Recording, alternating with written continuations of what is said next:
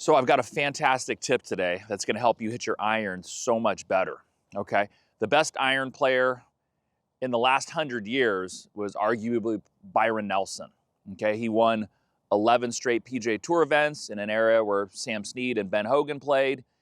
He had one round where he hit the flagstick 4 times, right? So he's an amazing iron player. Johnny Miller was a great iron player.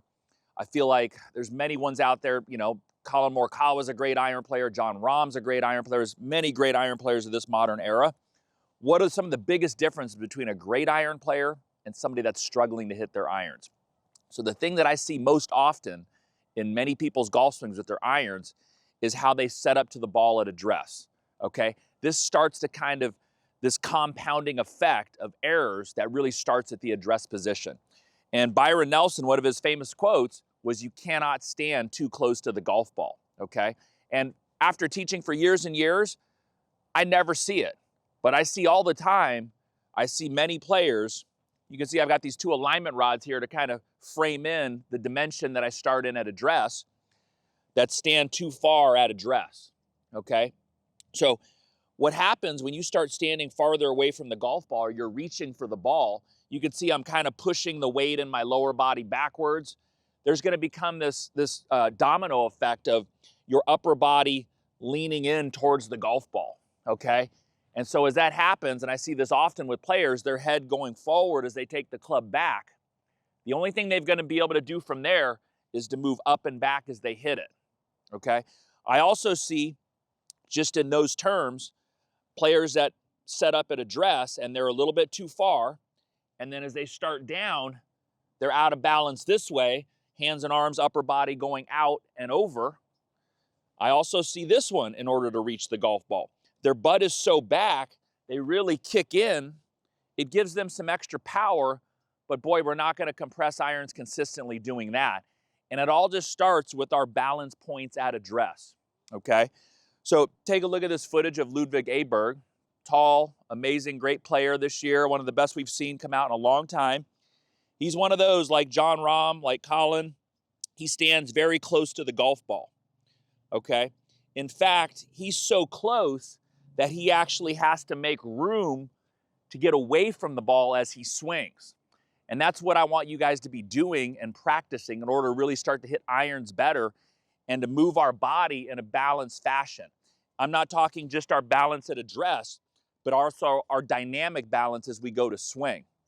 So what he's doing here is he's starting and he's very close to the golf ball. If you look at, say, my foot, I wear a size 10.5 or 11. I've got an 8-iron in my hands. I'm very close to the ball to start. Now, when I say move away, as I go to wind into my backswing, my head is moving slightly away from this stick and then staying away as I start down.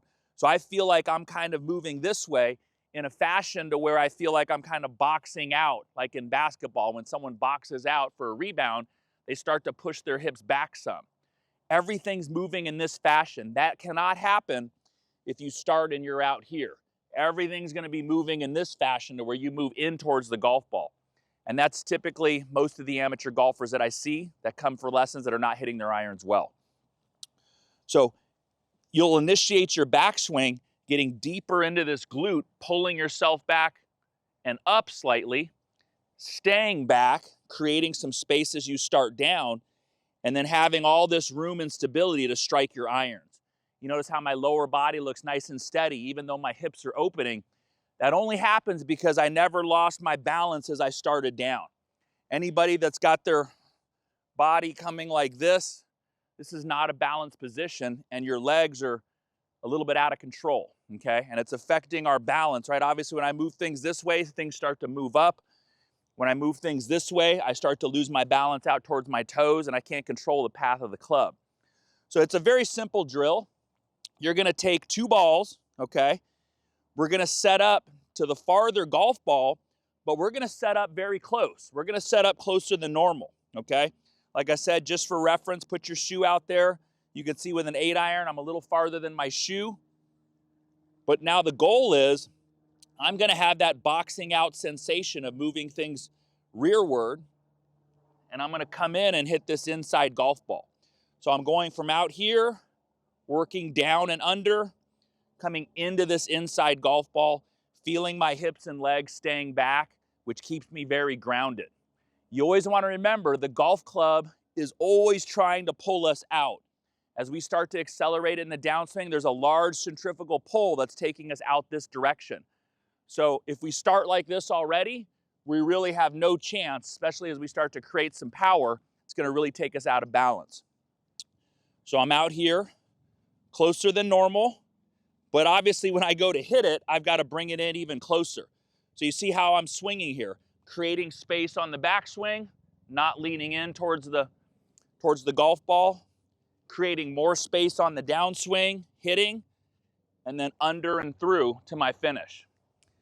So when I say under, the only way a player can get under is to transition the club correctly. As soon as they start working over, okay, the hands and arms are moving out, and there's no way we're going to get to that ball that's that close to me, okay? Or if my hands and arms move out this way, you can see they're going out so far, the club's moving too far out and away from my impact position. So we're on the outside ball, and just at first, I want you to go very slow. We're just going to chip balls out, bring it in, hit the inside ball. So I just hit a little tiny one there and just chipped it down the fairway. The first time I really kind of saw this in golfers is I would see many golfers take a practice swing where they'd set up to their ball, like good golfers, Steve Elkington, Lee Trevino, and they would actually swing and go inside the ball, okay? Now, that's not how normal golfers take practice swings, okay?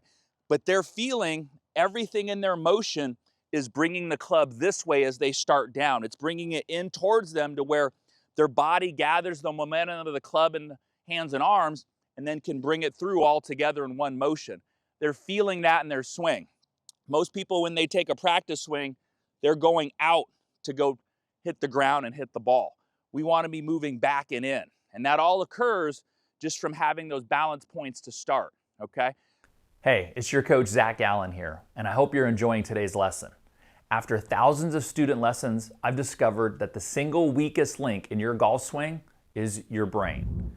You see, our brains control all of our movements, but as it turns out, they aren't naturally wired for the golf swing. And until you fix this, your body will simply refuse to do what the brain is asking. The good news is there's an easy fix.